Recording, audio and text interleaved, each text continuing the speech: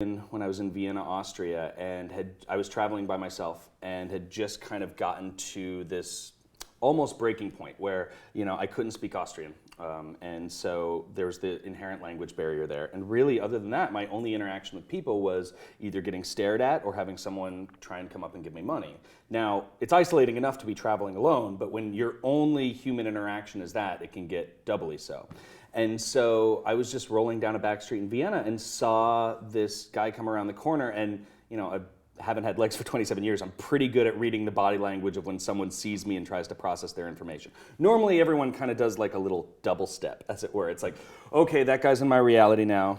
Reconciling, we're good. And so I looked the other direction as I went past him and just took a photo blindly from my hip. The point at which I came to was that, you know, this is never going to stop. You're going to get stared at forever. And so A, you need to reconcile that fact, but B, you know, you're a photographer. You can also turn this into artistic ammunition.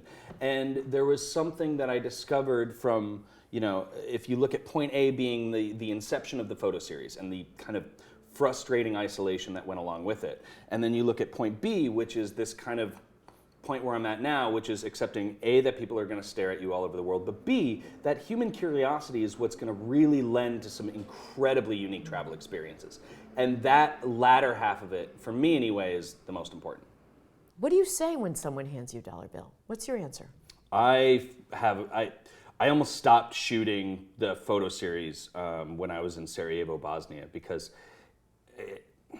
Sarajevo, Bosnia was a really kind of hard place for me to shoot in, because I realized that, granted, yes, you know the background of your physical predicament, but you're also creating art off of the implied, you know, sorrow or hardship of wherever it is that you're going.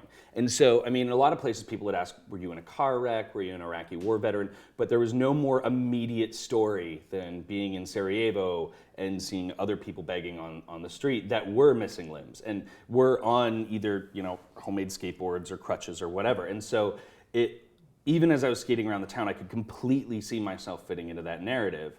And it just made me feel bad. It made me feel terrible. And I didn't speak the local language, so I couldn't, you know, I could say sorry, I could pull out my camera, I could say American as many times as I wanted, but